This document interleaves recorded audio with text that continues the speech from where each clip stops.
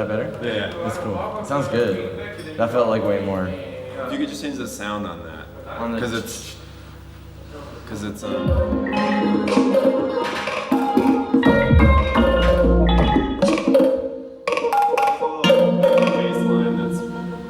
was a little thing in the bass line, but that one. It's hard to tell. Probably, it was with my parents. I mean, like, so the first one that I saw, like, as like a young person, like by myself, was Sunny Day Real Estate. You know Sunny Day Real Estate? In Austin at a place called La Zona Rosa. That was like my first like go to a show in high school kind of thing. But my parents were big fans of Lyle Lovett. Do you know Lyle Lovett? I'm from Texas. Do you know this guy Lyle Lovett? I went and saw him with them a few times probably when I was like younger. Yeah, like country music, but like sort of like he plays with like a big band, kind of like almost like jazz style, but country swing kind of stuff. But then he makes like pop and stuff too. What was yours? Probably the symphony, orchestra, but then also like the first band was probably like Chicago. That's tight. Yeah, I remember seeing Edgar Winter too. That's cool. Edgar Winter and Willie Nelson together, actually. That was pretty cool. That's a night. Yeah.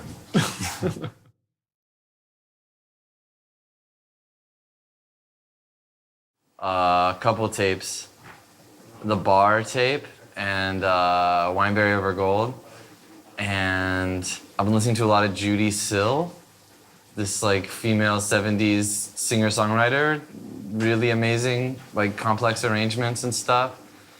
I don't know, I don't focus my listening that much. I kind of listen to like whatever is going on, which is weird. I'm not like pursuing that much music actively, but the radio is kind of nice sometimes, especially traveling. Yeah, European radio is super weird for Americans. Yeah. I mean, it's weird that you have like, that there's just like stations that play techno all the time, because that's just like still kind of fringe specialist music in America. So that's just like super random. And then like... It's a strange reflection of American culture too. Yeah, like, like in Milan last night, we were in some restaurant and it was like kind of a nice restaurant and the radio was on. And like when we walked on, it was like All Apologies, which went into like Blink-182, which then went to like Bruce Springsteen, which then, and it's like, you get this idea, people are like, yeah, like rock. And that's like such a psychotic like trajectory for anything in America. Like those things have nothing to do with each other. But yeah, so I don't know. It's like, you see like what makes it over and then what context it has once it's over here, which is just super different than how it's perceived over there. Yeah.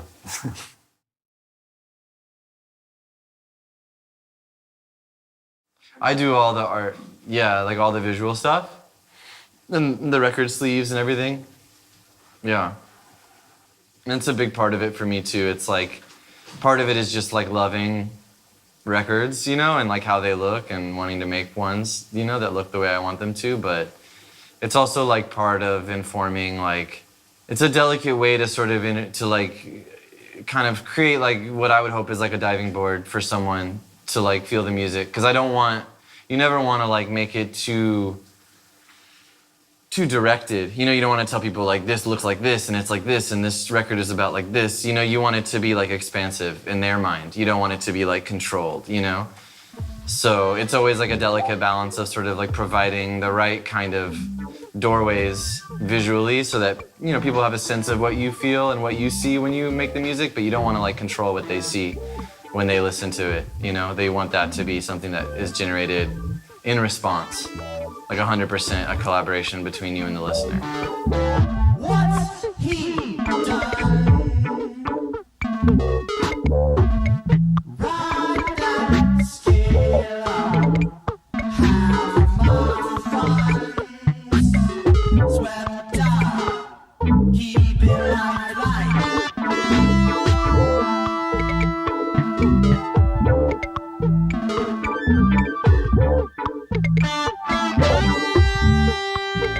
There's like 3 movies that have become like really, really important to my practice this year, which is Communion from 1989, the Alien movie with Christopher Walken,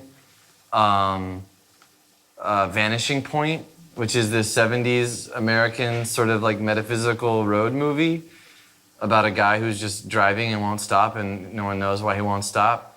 And then Night Riders, which is a movie made by George Romero after Dawn of the Dead, or maybe after Day of the Dead, about like a Renaissance festival where they joust on motorcycles. Those three movies taken together in some way like inform the last 2 years of my life very, very heavily. I guess another thing, one of the biggest like artistic experiences I've had period recently was there was an Agnes Martin show in Los Angeles, the painter Agnes Martin, and I had never seen her work in person, especially her late work, the stuff she made towards the end when she was living in New Mexico. And that was like a really, really important like kind of recent artistic experience that really changed the way I thought about like what art is and what it can do. One book that we both read is by this guy, Greg Egan. It's a sci-fi book, this Australian author. It's called Permutation City. It's a pretty cool book. Yeah.